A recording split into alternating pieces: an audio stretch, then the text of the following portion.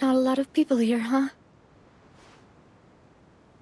Well, given the time of day and the whole situation in Poisson, Paimon doesn't think there'd be a ton of people here visiting graves. Right. That's how things are now. The living are so exhausted that they've no strength to spare any words for the dead.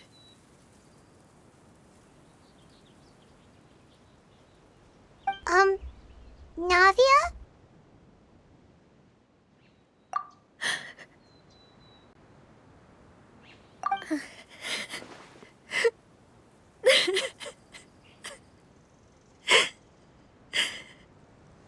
Navia, what's wrong?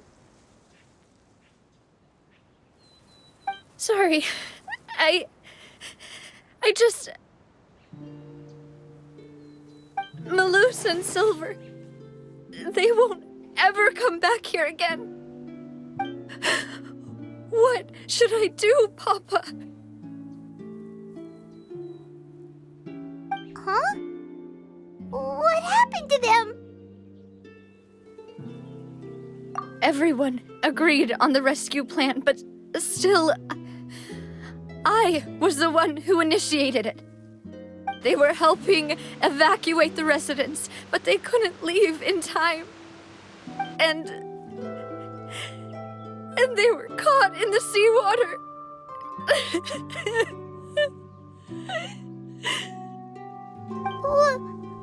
What should we do? I've known them for so long. And I know they weren't afraid. But I could at least hold a funeral for my father. And I know where he rests. But as for Malus and Silver, they're just... gone. I just can't...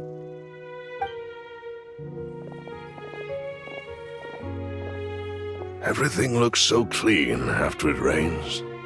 Even the gravestones. I didn't expect that you'd enjoy a glass of red wine in front of Master Callus's grave. I can understand. Besides, the scenery here isn't half bad. See, it's not just me. I always want to bring something when I visit Papa. Perhaps we might even have a picnic. He wouldn't be angry, would he? How could Master ever be upset with you, Demoiselle?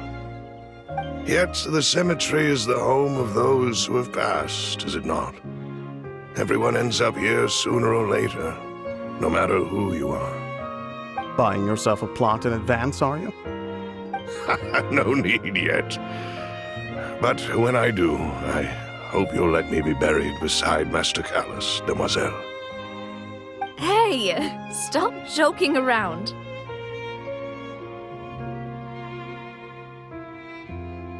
I'm quite serious.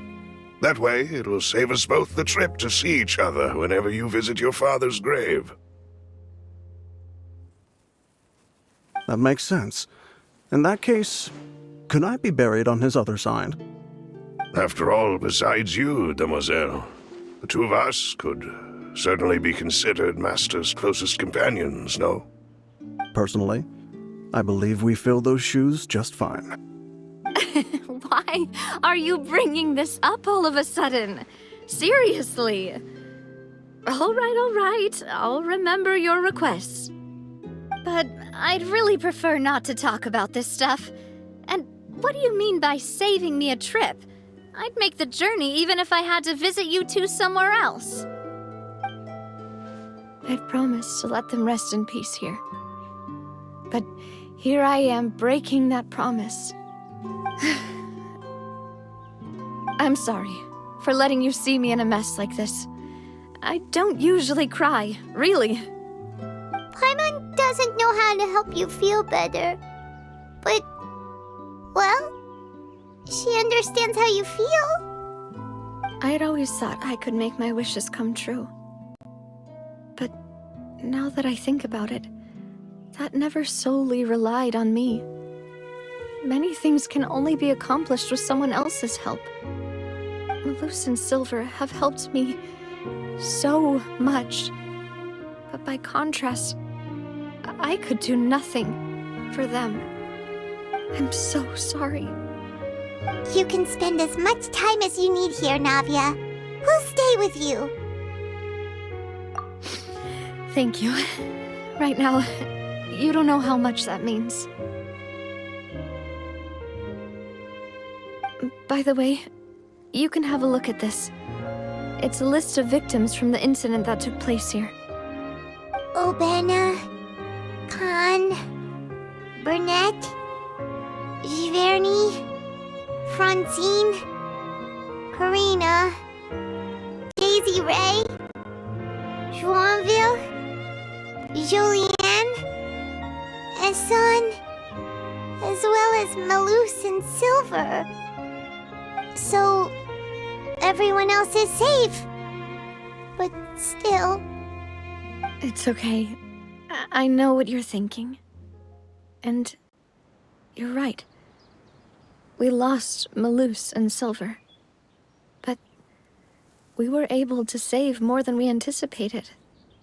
The overall outcome indicates that the cost was worth it. Right! Don't think that way, Navia. One person might be saved at the expense of another, sure, but that isn't something we should ever consider a trade. Malus and Silver were not the price for saving anyone. They're heroes. You're right. Thank you, Paimon.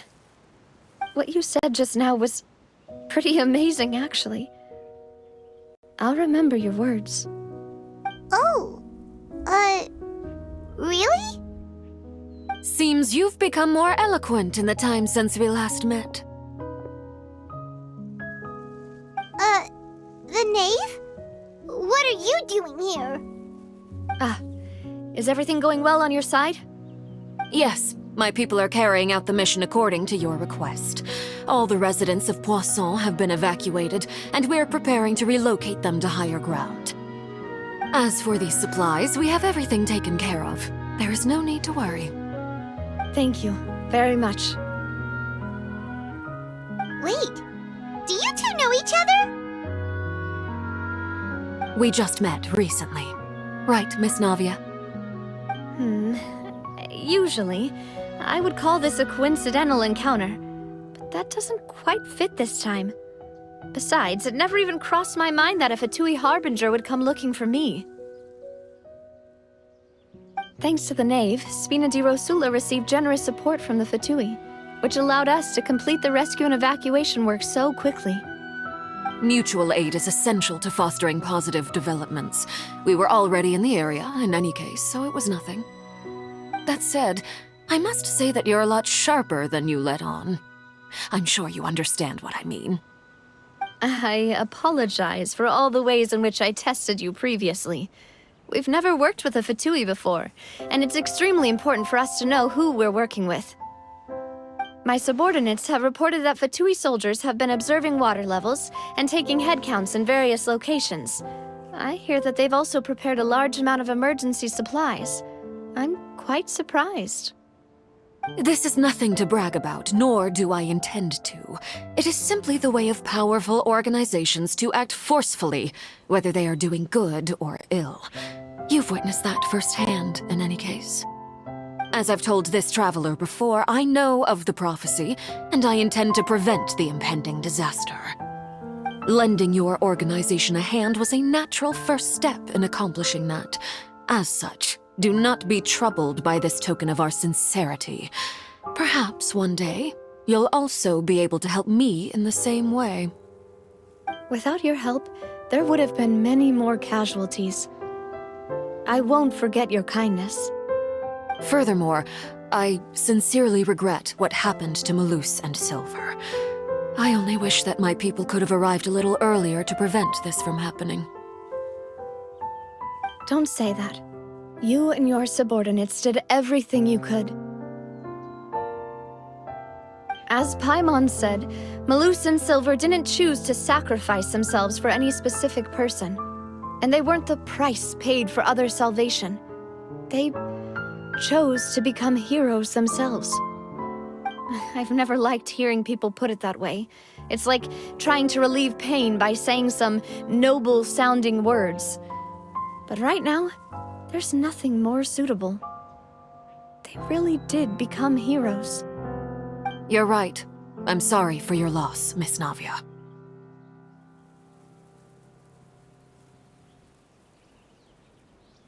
Water is life to Fontaine's people, and it also spells disaster. It's no wonder that people always say that prophecies represent fate. Fortunately, I've never been one for such opinions. So, you're one who will try to change fate, then? Of course. That is why I'm going to Hotel Bouffe de Thé.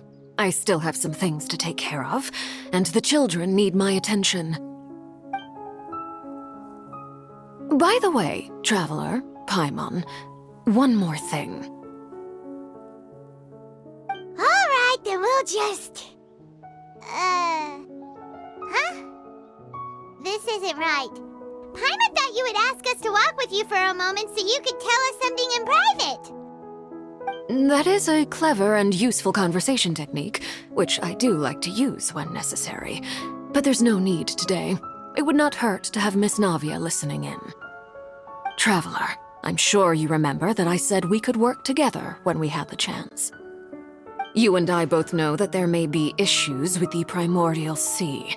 Previously, it was the Fortress of Meripede's sluice gate, and this time it was the water levels in Poisson. These are both signals. Indeed. Allow me to share the latest intel I've received from the House of the Hearth's intelligence network with you. During some recent investigations, a child claimed to have discovered some ruins near Poisson.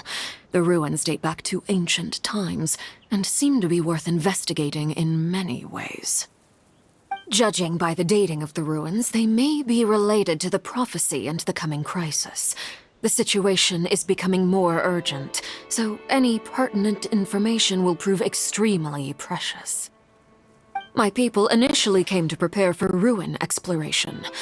Unexpectedly, this disaster struck, and at present, we're all busy prioritizing the rescue effort. So that's why the Fatui were already in Poisson. I wanted to take the children along, but unfortunately, Linny, Lynette, and Fremine have all been dispatched to higher ground to assist affected residents. Linny told me that outside of the house, the person they trust most is you. Which is why I want to give you this task.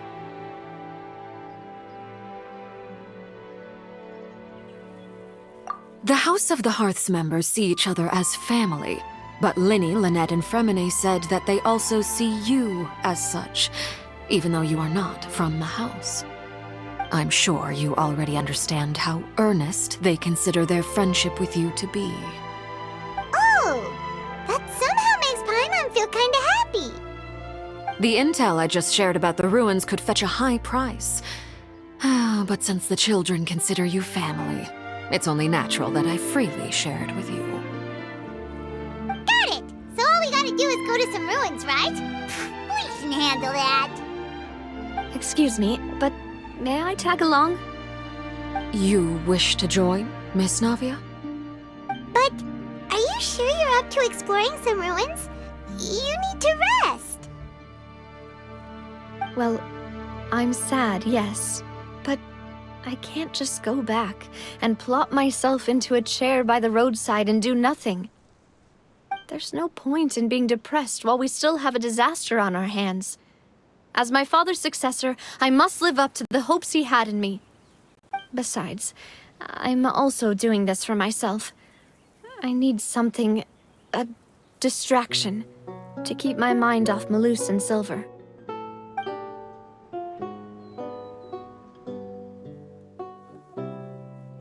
Since you put it that way, I have no objections. What do you say, traveler? All right. The ruins are to the south of Poisson. Here's the map. Okay, the three of us will handle it. Come on, let's pack up and get going.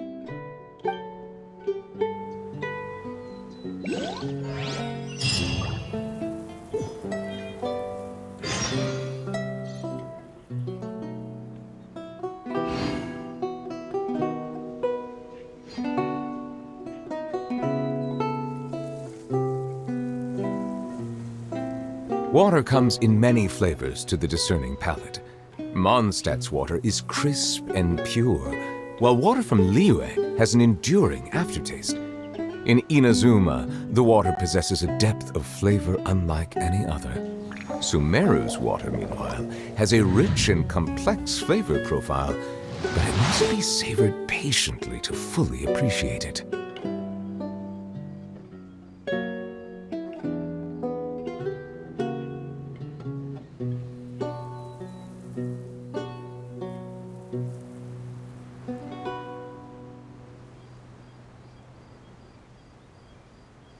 Melusines are beautiful creatures. They are the pride of Fontaine. Be sure to befriend them and cause them no harm.